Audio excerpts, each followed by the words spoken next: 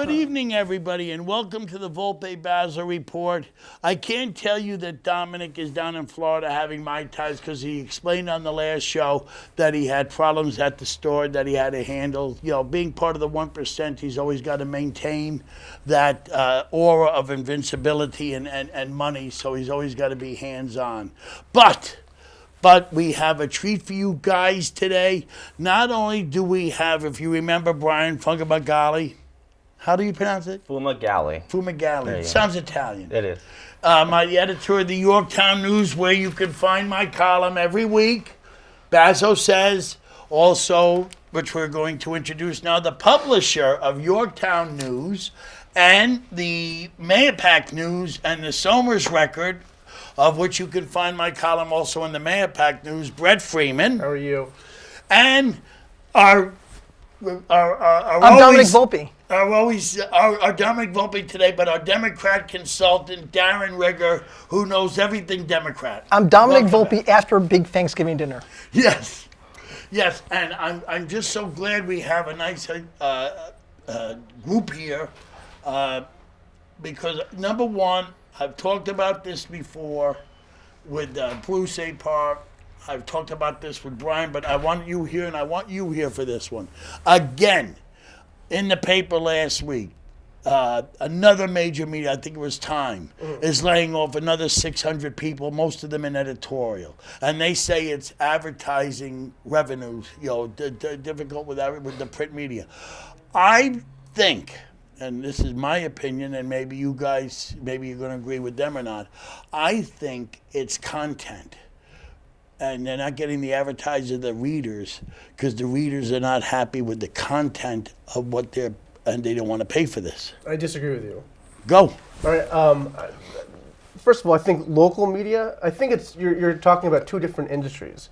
The national media is basically, it's magazines like Time and Newsweek are dying. Only because I work for the North County News, and that was their excuse why they went out, advertising revenue. Well, I think that a local newspaper is a niche industry, and what we do, our three publications, Mayapack News, the Somers Record, and Yorktown News, it's a hybrid industry. It's not all about newspapers, it's also about direct mail. So when you're going to 10,000, 11,000 homes per town, so we go to over 34,000 homes, and you're going directly in the mailbox, then it's a different type of industry. I mean, it's basically direct mail and news. But do you think print media is dying? On the national level, I mean, I think it's because of content. People perceive them as left-driven or agenda, not giving the full scope of the news they should have. Look at the Journal News. Again, they wanted these people's names for their gun registry. And we're going to talk about this, and I don't want to dwell on it right this second. But the state appeals court just said that the New York Times was wrong in asking for those same things. The only wimps it turned out to be was Westchester and Rockland, because Putnam fought it. There's now a state law. New York City fought it. And they found, and the appeals court said that you can't do this. Yeah. But anyway, I'm saying that people see this agenda, and they're looking for news. They don't mind editorial. You expect agenda in editorial, but I'm asking you too, Darren, get in on this, because you are a consultant. You deal with media. Where's your money best I'm sad about the whole thing. I like a newspaper. I like an actual physical thing that I read, and I'll tell you why. A lot of my friends now just get all their news online. So even the New York Times or some of the papers, they just click around, they get their news online. But what they're doing is they're bullet searching for what they're interested in reading. And so they're reading what they're interested in, as opposed to back when I was flipping through a good old-fashioned newspaper. I would stop and read an article about, I don't know, fashion or a new car or something that's out. I can tell you're into fashion. Yes, I am. I'm quite fashionable. No, but you know what I mean? Like you stumbled upon things as opposed to online when you're just reading articles. The same fashion Darren did, just out of curiosity. I actually think I mourn the loss of the newspapers. I think ultimately it's going to fix itself a little bit, because as the New York Times keeps on laying off people, eventually the blogs are not going to have anything to report about. because you can't just, if you have nothing to link to, then there's no news. Yeah. So, I mean, I think eventually it's going to fix itself. I think the New York Times will always remain around. And, maybe at some point it will be an entirely paid model on the internet. But will people pay for the internet? That's the question. Well, eventually they'll have to. yeah. Because We pay for everything. Because they do have professional reporters who do a good job, and you may not agree with the tilt of the publication, but I think it does a very good job. I mean, I want to ask you one question. When you did that other show that's airing on cable in Yorktown, you shaved. I did. Why didn't you shave? You're like a schlub here with me. I take after the host. I did not shave either. I know, but it's a little more obvious to me, probably. I know, but he likes the rugged look because his wife says it makes him manly. Andy only shaves his legs That's right. before the show. That's right. And I got that thing the infomercial, the thing that vibrates. Here in Peekskill, we actually and Shave your legs. Politics-wise, it was quite the thing to kind of fight out a political campaign in the North County News. Yes. You'd fight for the attention of reporters. You'd write letters to the editor, and you'd put ads in there. And now with them being gone, it was really strange having to run election cycles without a local newspaper. Well, did you go there's online websites? Did you go to? Really, Did no. you go a little to them? bit, but we're not 100% sure who's reading those. Yeah. The Patch and the Peekskill Daily, which are fantastic. More what we've been doing is they would write something that we would want to kind of promote, but it looks weird, right, if you self-promote something as a candidate. So what you do now is you take their link and you put it on your Facebook page, right, and you send it as Twitter. It's weird that a candidate would self-promote. Yeah, I let him get away with that one. Yeah, really. Well, it's easier to have someone read an article that was written about a candidate From an doing independent something. source. Exactly. Yeah. So now, Exactly. you did your niche papers, you have them, Yeah. and they seem to be growing, and you were smart enough to hire me, which I give you a lot of credit for. But in the meantime, It's definitely a weekly headache. I appreciate that. At least I've remained consistent in all my time. But what are you coming into Peekskill? I mean, there's ad revenue to be had. There's certainly enough news to go around, but the only Peekskill-centric paper is one that has to share a room with other towns. Instead of what you do is centric to the area, you do Somers. We're hyper-local. You do, right. And I think this is because I see your ads aren't going down. I've noticed that. I can count. It's a seasonal business, though. Right, but I Yeah. still can count. It seems to hold its own. And I can see the responses from your readers are also central to that town. When you get the letters to the editors, I mean, Somers particularly is always beating up at you on Somers.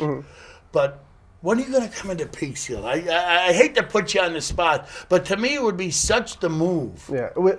You can only grow so fast. And actually, one. And I hope I'm not embarrassed. No. One of the things that actually we plan to do right now is we're trying to gain periodical status with all 3 of our publications, because right now. What does that mean, periodical? The U.S. Postal Service does not consider us a periodical.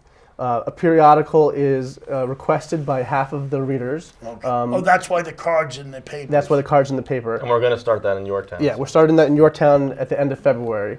And now, what's the card? We'll go. I'm not going to let this go. we're going to put a wrap around Yorktown news that says that you must request the paper if you want to continue receiving it. And it's just really, and it's to encourage people to send in the card. And once they do, we file it away. And once we get half of our readers, our postage goes down. So, and our postage goes down by about 40 to 50%. Wow. Yeah. Now I knew why I had you here. You just told my audience, including Darren, something he didn't know. Yeah, no, I had no Yeah. idea about that. Yeah. So what's You the one are that the we smartest get guy in the world. And in you a also blue have- bag that's thrown on everyone's yard in the city? I'm not sure. You talk about The Journal News. It's Right. but it's not a Journal News. It's like The a Journal weird- News is a paid paper. All paid papers are considered are considered periodicals. The Postal Service will only consider an unpaid paper a periodical if, again, half the readers request it, which we're very close to in Maypac and Somers. Then also you qualify for legal advertising.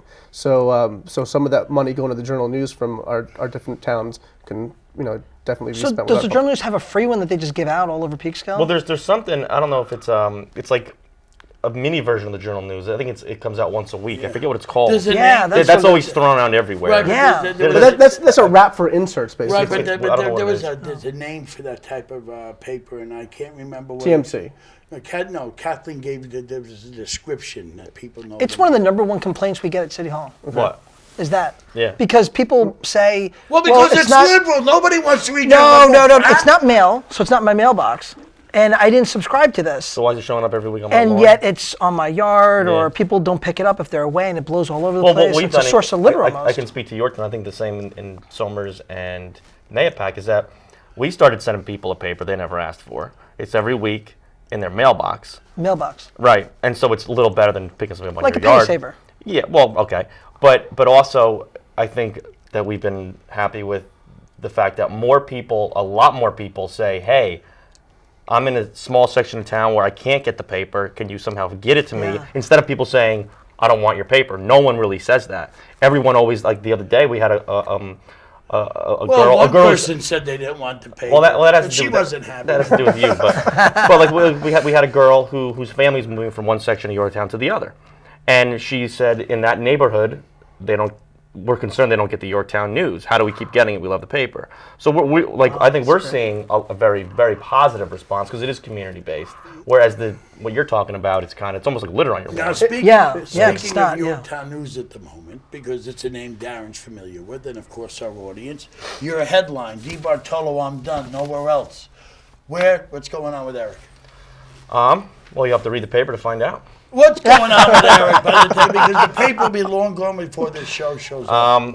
I spoke to Eric a couple nights ago, and He's the Yorktown Highway Eric Superintendent. DiBartolo, yep, highway superintendent. He's been there since '96, and he's very polarizing. People tend to really love Eric or despise him.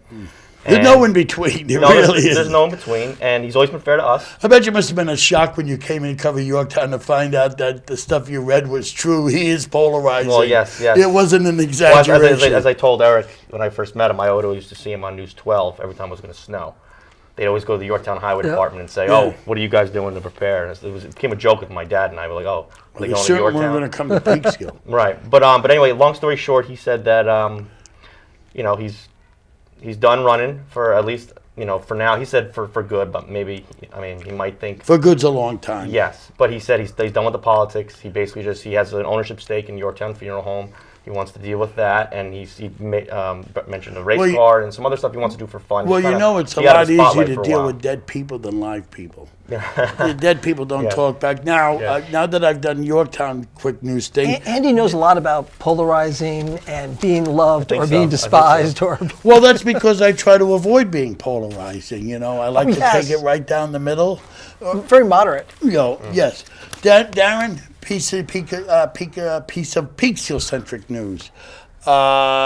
Frank Castellina has decided he's going to run for mayor of Peekskill. He's a Republican. What do you know about this? I don't know him. I've met him. I don't know a lot about him. I know that from what I read in the article, he is the former corporation counsel of Peekskill under Mayor Kelly. And I guess he was only there for a short period of time. That goes back to the turn of this century. He was there for a short period of time, and then also he might have served on the Board of Elections for a short period of time, Board of Education for a short period of time. Otherwise, I've met him. He seemed like a nice enough guy, but I don't know that much about him. But rumor tells me that Mary's going to run again, and Mary Beth was on last week's show, and she says if asked, she will serve, so that means she's running again. You got Andy Torres, who I believe is not going to be asked not to serve again. And then Drew Claxton, who's been the standard bearer for your guys from 2001 on when she became the first elected Democrat to the council. So it looks like you probably guys got a full slate going into Peekskill. Well, who's up this year? We're all incumbents now in the city of Peekskill. So the mayor, the deputy mayor, and the two of the longer-serving city council people are all up for re-election. So if they run, then it'll just run a pure slate of incumbents who will be running for re-election. You don't see any primary things going on? No, there won't be any primary in Peekskill. This is why I keep telling you got to open in Peekskill. This is like Yorktown. It's got a vibrant two-party system. It's contentious, and there's money to be made in this town. You have so many restaurants. You have so many go-to places. You should be in the Chamber of Commerce. Huh? You should be in the Peekskill Chamber of Commerce. I just know money when I smell it. It's just not my thing to run a newspaper. Now that's your thing. We'll definitely. You should really look into it. We'll definitely look into it. Absolutely. Because there are people you can get to do like you have in your other individual papers. But the Democrats, I think, are going to be in a good position. We've been doing a lot of focus on voter registration the last 4 or 5 years. And what's the latest figures on the registration? It's good. We were talking about it was public. A lot more Democrats registered to vote in the city of Peekskill than there are Republicans, especially and the last 6 years. conservative and independents. RC and I do not even equal the number of registered Democrats. Which I would have assumed. That doesn't shock me at all. Yeah, the big swing vote are the blanks, the independents, the people who, not Independence Party, I shouldn't say that, the blanks. They refer to themselves often as, that's like the biggest thing about the Independence Party, which kind of drives everybody crazy, right? The majority of people who check off that box don't realize that they're joining a party. They think they're not joining the other two, right? Correct. Yeah, they're saying, well, I'm not a Democrat, I'm not a Republican, I'm independent. Yeah. But it says independence. And so they just accidentally joined a political party. But most of them don't even know. If you see them try to register, if you tell someone, oh, you're registered Independence Party, they'll say, I'm not any party. I vote the person. They'll do a speech. Yeah. Now, we have all discussed this in an editorial, except but not Darren, but I know that he would have feelings on this too. And the Appeals Court of New York says the New York Times not entitled to handgun permit data. Mm-hmm. And we've all discussed this in editorial form when the Journal News did it. Well, they're no longer entitled to it. This lawsuit goes back to 2010 when the New York Times requested this. This is New York City. This is only for New York City residents. No, this is New York State. This is a New York State Appeals Court. No, I know that, but I thought maybe I'm mistaken. I thought it was only New York City. What's it? No, it's the whole state. I think there's some laws that are different to the city than they are to I the know, rest but of the when state. you're dealing with the right to privacy, it's a statewide issue. But I think what the Journal News did, and I don't agree with what they did, but what the Journal News did at the time, before they changed the law, it was their right to pursue that information based on the law. Well, you did this editorial. You kind of came firmly down in the middle. No, I disagree with what the Journal News did. That's his way of dissing it. I understand. I definitely disagreed with what the Journal News did. I know. I'm only kidding. I read your editorial. But you brought up a great point on your show, and I would add what Brett's opinion of it is. You said, because we were talking about your editorial at the time, and I said the same thing. And I said, I think to Brett's point that because you defended their right to do it. He knows where his bread is buttered. Well, no. But what I'm saying is that, and I said Brett's coming at it because he's a journalist first, and Andy said no, he's an American first.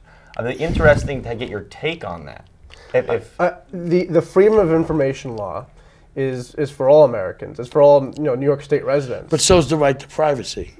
So's the right to privacy. I don't dispute that, but there was certain information that people were entitled to get.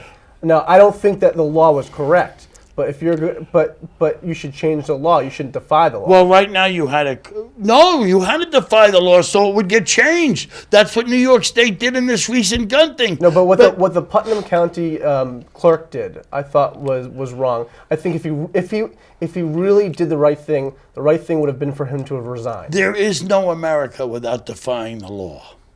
To begin with, there is no America. But government officials shouldn't be defying the law. Why not? If it's going, it turned out that there is a line. The noble thing. It's nothing to do with noble. It's the line between the rights of society versus the right of the individual. There was no service to the right of society in releasing the names of legal. But if you're the county clerk, it's not your job to interpret the law. It's your job to carry out the law.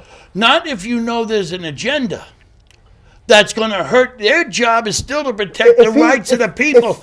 It hurt more people. You told me that their responsibility was to the people of Putnam County and Correct. not to the Journal News. If he disagreed with the law, he should have run for a state senate or a state assembly and changed the law. He was protecting the people, which turned out to be a valid protection. Once you told people, No, they changed the law. No, but once I'm glad they did. No, once you told people who had the guns, you were telling them who didn't. It put those people in more danger. He was protecting the citizens of Putnam County, which is his first sworn duty. But the gun... The safety of your citizens is the first duty of any government at any level. The gun permit law at that time stated that information was public. Not if It's not up to the county clerk to interpret the law. It is the institutional duty of government to protect its citizens, even from its own laws. This is institutional. There is no reason for government unless it's the safety of its citizens first. So now, if you have a request that's going to put its citizens in danger, it is the duty of government to stand up and say, I will not do this because this is my primary duty. I think the noble thing in that Nothing situation... to be noble. The noble thing in that situation was for him to have resigned. And if he resigned, he would have gotten a lot of support, and he would have gotten his job back. But the people would have a been month hurt. later. You needed somebody to fight. And New York City had somebody to fight, and Putnam County had somebody to fight, and in Westchester and Rockland, they had Linguini for spines. And actually, I have to agree with Brett, only because there's mechanisms in government. So, for instance, at any city hall, you can go up with the Freedom of Information and ask for anything. And if I was to ask information about the police department or something that might be a public safety issue, it is legally required that we respond, that we give you the information. I mean, it is the taxpayers' dollars that paid for that process to happen. And so you have a taxpayer, ask for it, you have the right to get it. It can be redacted. Mm-hmm. And if you don't like what has been redacted, then you can go to court and fight for that. So the clerk, I think, did have a responsibility to hand it over. Now, if he had a moral issue, or if he felt that was a public safety issue, he could have handed it over with redacted information, like literally black out or remove the addresses and hand it over. Mm-hmm. And if they have a problem with what they get, they can then go to court and ask a judge to request more information and go down that path. Yeah, but you can't just decide on your own to enforce law or not enforce law. Matter of fact, this came up with the governor. President, yeah. When the governor passed gay marriage, a lot of clerks held press conferences saying, not in my county, not in my town, I refuse. Or some mayors said, I refuse to do a gay marriage. And Governor Cuomo said, I will accept the resignation of any elected official and or public official that refuses to go along with the law. Do you think if you want to go to court afterwards? Wait a second, but you're equating a law that hurts nobody. Well, versus a law that puts people in danger. As a political but you said if you had a moral problem or an ethical problem. No, I didn't say anything about moral and ethical. I said the first duty of government is the safety of its citizens. To release those names puts people in jeopardy. Do you think if Putnam County went along with what Rockland and Westchester did, as a political consultant, you probably have a better idea of this than we do. Do you think the law would have been changed? Or do you think that became like ground zero for this whole thing, and that spurred this? It was almost like a pro Dennis Stanton is the county clerk in Putnam County. It was all over the internet. Everyone loved him and everything, and that kind of grew into almost a movement. Do you think if they had gone along with the other two counties, that this law would have been changed? I don't know. That's a really good question, because it was already building up. It was already on fire before the clerk made that decision. So, meaning the story had already come out. It was already on Fox News. There had already been like 5,000 comments on the map. Most of it, I would say 4,900 of them were negative. Yeah. Anyone who supported it was afraid to even openly say you supported it, or you'd get all hell would break loose on you. So, and I think that you had a couple of elected officials like Greg Ball who are very talented. In terms of what they do, in terms of how they, how do I say this? I don't want to say it in a bad way. It's talent. He's really not grandstand. But without people like Greg Ball, you wouldn't have a living. No, exactly. No. Listen. He said that. Some politicians don't know how to champion a cause. Right. Other politicians know how to champion a cause very, very well. Yeah. And Greg Ball is one of those people. So once he decides to champion a cause, you got a real champion on your side. You got a guy who knows how to get it out, get the word out, and get the press and get support for it. Yeah. So was it was it Putnam County that finally did it? Putnam Maybe. County was the Maybe catch it was straw a that broke the contributing camel's back. I think factor. it was. It was a I think- contributing factor. There was the straw that broke the camel's back. They already made it the journal. But I think he was news, wrong but to do the it. damage was done. But I think he was wrong to do it, Brett. And it's sorry? I think he was wrong to do it because he could have done it in a way that the police department here does that all the I time. never thought about what you just said there. They always they So if he sent something in that basically was meaningless and useless to journal news, I mean, we're not lawyers, so we don't know. then the ball's back in your court. Although I think the law does say what you're allowed to redact, what you're permitted to redact and not. That would be So, the challenge. The challenge would be if you decided to try to expand that interpretation of what you're allowed to redact or not. Actually, we'll learn more about it actually because Robert Freeman, who is the executive director of the Committee on Open Government, is going to Mayapack Library on February 28th and is going to be Just in open time to for the public. airing of this show. That's going to be perfect. And It's gonna it's a Halston Media sponsored largely event, right? We have some other community sponsors, but this is something that we put together. That's good. I think this is a good thing. He's like Mr. Sunshine. He's the godfather of this issue. and Oh, yeah. the We- whole we- public's invited to attend and ask any questions they'd like of him. Wow, that's great. Yeah. That's a great event. Because we even in Yorktown we've used Mr. Freeman to arbitrate stuff that Susan Siegel tried to do. You know, so You get her name in every show you do? I try.